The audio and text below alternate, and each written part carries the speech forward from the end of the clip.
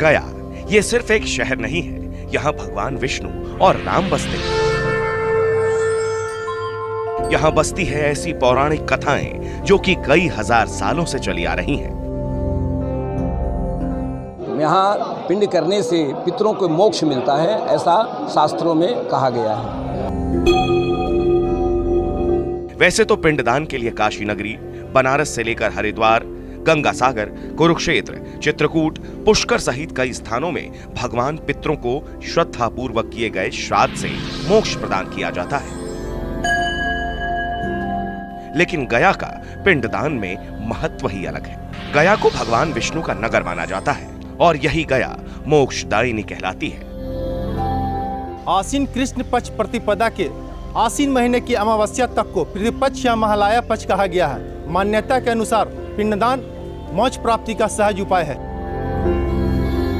गरुड़ पुराण में लिखा है कि गया जाने के लिए घर से निकलने पर चलने वाले एक एक कदम पितरों के स्वर्गारोहण के लिए एक एक सीढ़ी बनते जाते हैं। जीवन में एक नाम ही सत्य है और वो है राम का नाम, जिससे हर एक दुख और दर्द दूर हो जाता है। कहते हैं जब भगवान ब्रह्मा सृष्टि की रचना कर रहे थे तो उन्होंने असुर कुल में एक असुर की रचना कर दी। उसका नाम रखा गयासुर। वो असुर कुल में जरूर था, लेकिन उसमें असुरों की कोई प्रवृत्ति नहीं थी।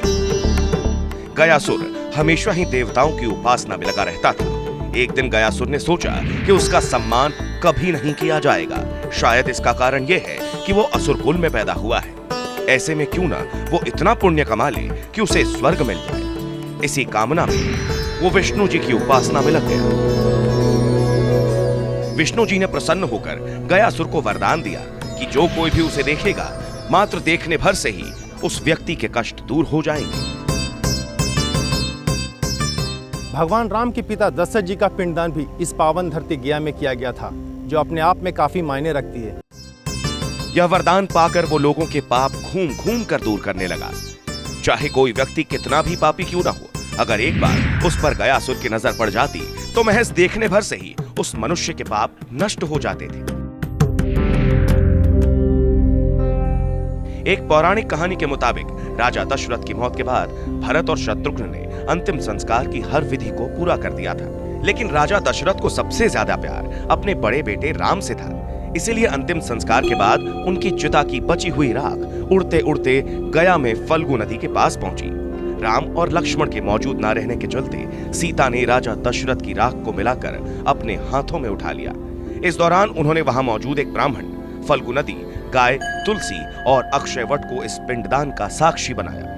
माता सीता के इस बात पर भगवान राम को यकीन नहीं हुआ और भगवान राम को गुस्से में देखकर ब्राह्मण, फल्गु नदी, गाय और तुलसी ने झूठ बोलते हुए ऐसी किसी भी बात से इनकार कर दिया, जबकि अक्षयवट ने सच बोलते हुए सीता का साथ दिया।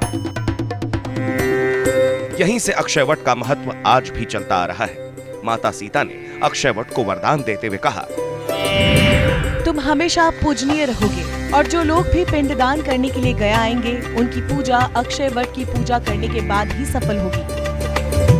आज भी यही मान्यता चली आ रही है और जो भी गया पिंडदान के लिए जाता है तो सबसे पहले अक्षयवट की ही पूजा अर्चना की जाती है। तो भगवान नारायण वो 10,000 वर्ष तपस्या किया था, तब भगवान नारायण को आना पड़ा है। तब भगवान नारायण पूछे, तब उसके शरीर को कहीं कि तुम्हारे शरीर के ऊपर में यह जग होगा है और ये गया तीर्थ जो है तुम्हारे शरीर पर रहेगा। कहा जाता है कि गया में पहले विभिन्न नामों की 660 वेदियां थी जहां पिंडदान किया जाता था। इनमें से अब 48 ही बची हैं। हालांकि कई धार्मिक संस्थाएं उन पुरानी वेदियों की खोज की मांग कर रही हैं। वर्तमान समय में इन्हीं वेदियों पर लोग पितरों का तर्पण और पिंडदान करते हैं। पिंडदान के लिए हर साल देश दुनिया से बड़ी तादाद में लोग गया धाम आते हैं।